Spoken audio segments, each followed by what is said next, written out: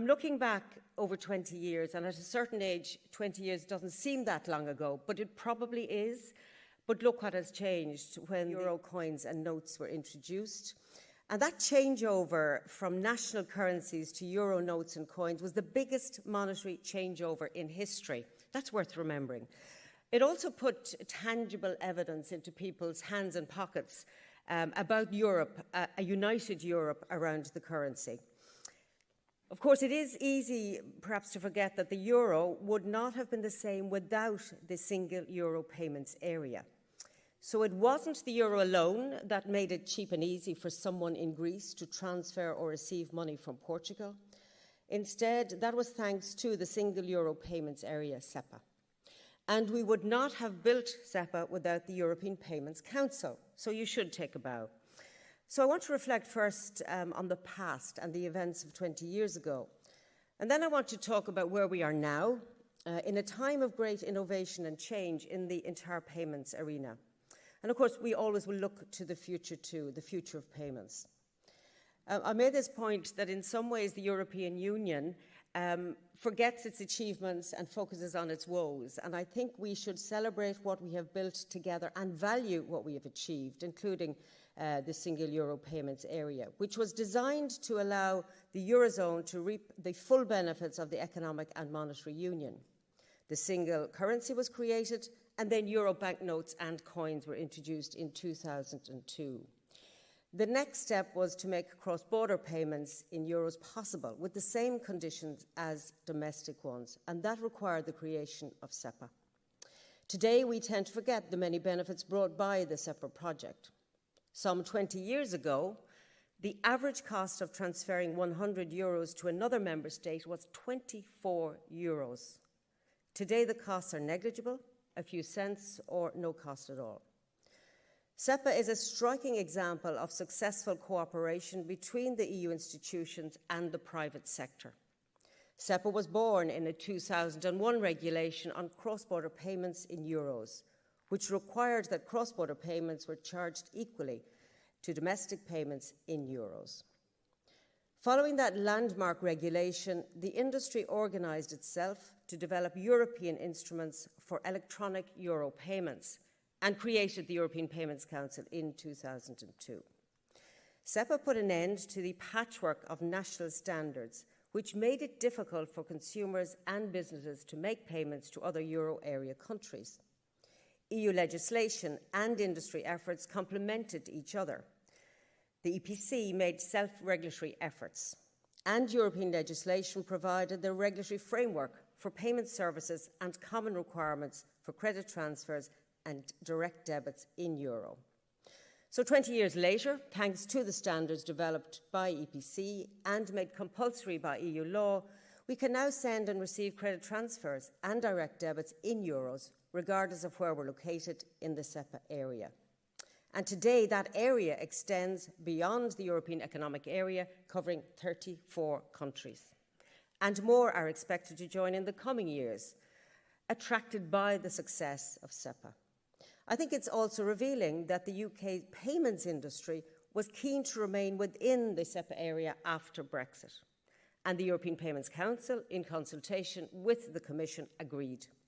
That says something about SEPA's attractiveness and the EPC's success. So, where do you go from here? If you've done great things, can you do better? Can you do more? And what will they be? So today, most payment solutions in stores and online depend to a large extent on just a few international players. The EU payment market would benefit from more competition and more diverse payment means and infrastructures. And that could also strengthen our open strategic autonomy. Despite EU legislation on retail payments, including the Payment Services Directive and the regulation on multilateral interchange fees, it still remains difficult for new market participants, whether they're banks or fintechs, to make much ground. But here I think Europe has, if you like, an ace card. And here too, EPC has been instrumental. And I'm referring to instant payments. I mean, they're a very simple concept that at the touch of a screen or a click of a button, money changes hands. And there's a huge amount of power behind that very simple idea. Rather than waiting days, a business can get invoices paid straight away, and that matters. Cash flow matters. A merchant could receive payment immediately without relying on more expensive execution guarantees. Peer-to-peer payment apps could finally move beyond national boundaries and scale up across the European Union. EU fintechs could develop payment solutions that are European by design and compete with payment cards. Instant payments are the new frontier in payments. They are being developed in about 60 jurisdictions worldwide. They are already hugely successful in countries like Brazil, India, and Australia, and they're being developed in the US and Canada. The EPC developed its instant payment scheme back in 2017, rightly anticipating the importance they would take. So today, despite the welcome efforts by EPC to promote its system and its scheme, 2/3 of EU payment service providers are able to send and receive instant payments in euros. Now, 2/3 is a lot, and sounds a lot, but it's far from enough. In practice, many providers do not offer the service to all customers, or they apply off-putting fees. And you need the provider at both ends of a transaction, sending and receiving, to allow a payment to be instant. And that means that today, only 11%, yes, 11% of all credit transfers carried out in the European Union are instant. On top of this, existing instant payment solutions are domestic, which means they cannot be used throughout the European Union and they do not contribute to SEPA. The Commission is very determined to address this challenge, as announced in our retail payment strategy of September 2020. We are preparing a legislative proposal which will tackle the main obstacles to the development of instant payments in Europe. And I expect this proposal will be adopted by the Commission later this year. So in our preparatory work, we identified 4 key obstacles to the uptake of instant payments. First, lack of availability, dissuasive pricing, inefficient sanction screening processes, and insufficient protection of users against possible errors or fraud. I believe that these obstacles can only be removed through legislation.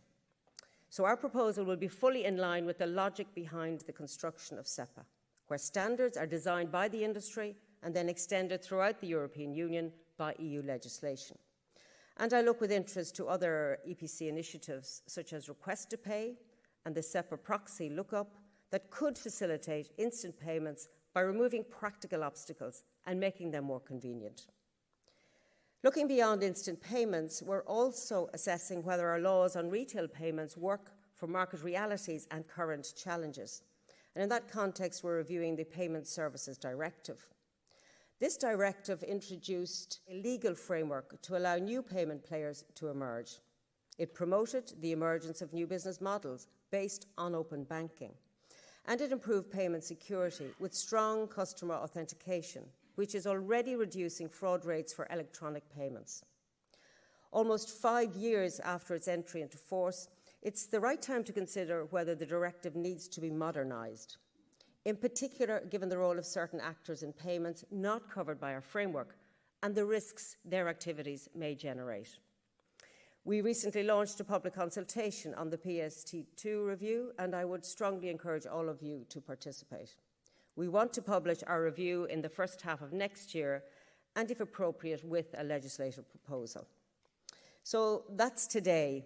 We're making steady progress on deepening SEPA and the single market for payments, but what about the next 20 years? I don't think we can predict the future. The tragedy of this year really shows us how things can change dramatically and in a very difficult direction. When it comes to finance and money, we know that digitalisation is leading to enormous changes, not indeed only in finance. The idea of central bank digital currencies are one response by public authorities to the growing importance of private digital payment methods, and that includes a possible digital euro. In this changing world, we need to make sure that the euro remains fit for the digital age. A digital euro would provide a central bank money alternative to private digital payment options. It would provide more choice for businesses and consumers, person-to-person payments, payments in shops, for payments both online and offline. And here the Commission is working in close cooperation with the ECB, and I'm trying to catch the eye of my good friend Fabio Panetta. I have caught his eye.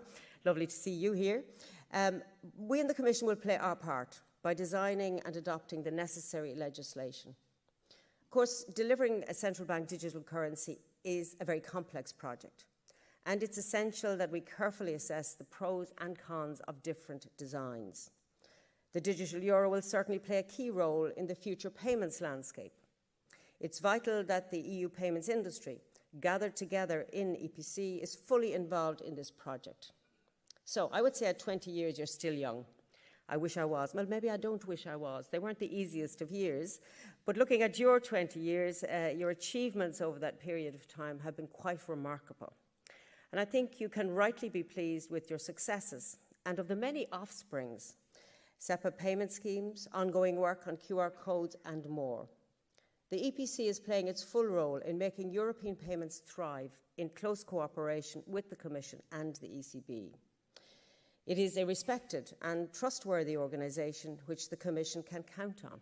And I think the trust element is enormously prominent, and you can't really put a price on trust until it is broken. So well done on having that core value. So dear Javier, dear Rita, dear Etienne, dear EPC members, I really want to thank you for this great cooperation over those years between our organisations. I think the very beauty of our work is that our citizens enjoy the benefits and almost take the advances for granted. We were having a lovely conversation just as I came in about we presume things work in our European Union without sometimes realising that they only work because people behind the scenes have worked to make things happen. So that's why you should applaud the work that you've done. It was hard work, it was innovative, and I think it's a good time to remind us all of progress and possibilities. And who knows what the next 20 years will bring. So many thanks for your attention.